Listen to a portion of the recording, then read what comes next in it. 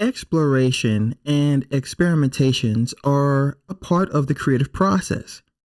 After Effects can help you with that with something called Brainstorm. And this is the icon right here inside of our tools. So what it allows us to do is to take some ideas we may have and give us variations on that theme.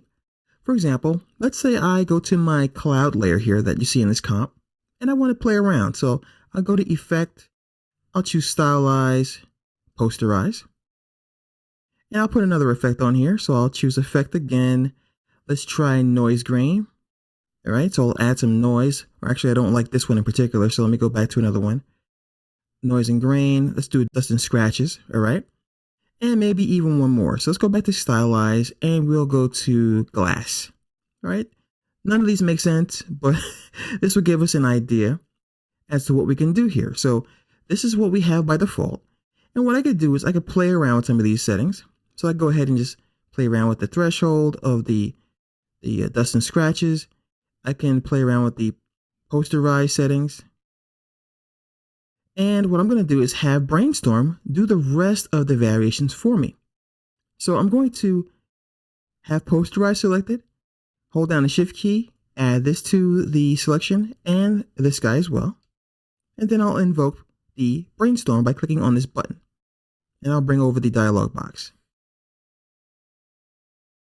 What Brainstorm does is it takes a look at the effects that we've applied, all three of these, and it throws them into a hat and shakes the hat. And then it throws that on the table.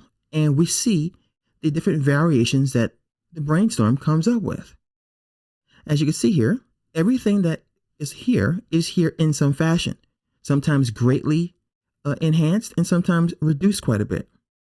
Now, if you want more variety, you can go down here to the randomness, and I can increase this.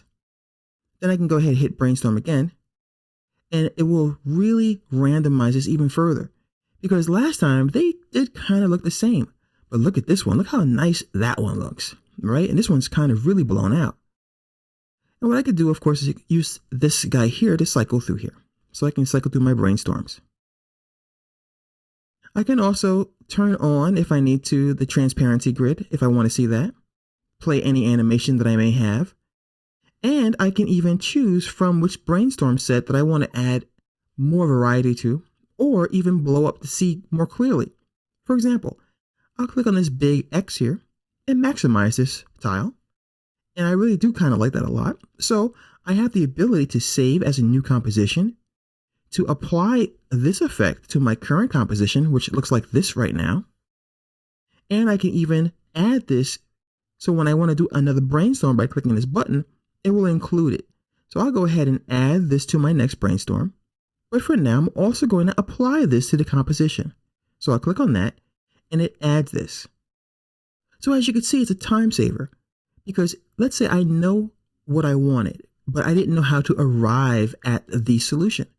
I can just grab the things that I know might get me there and then have Brainstorm help me out.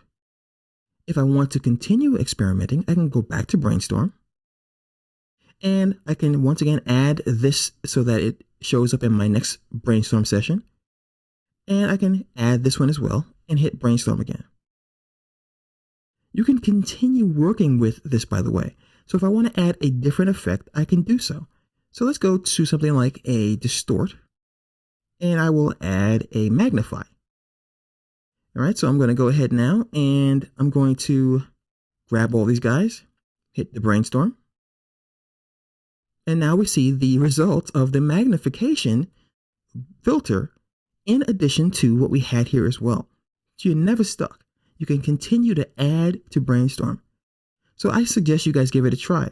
It could really help to enhance your creativity and give you solutions to things that you might have had an idea that you wanted, but weren't quite sure exactly how to get there.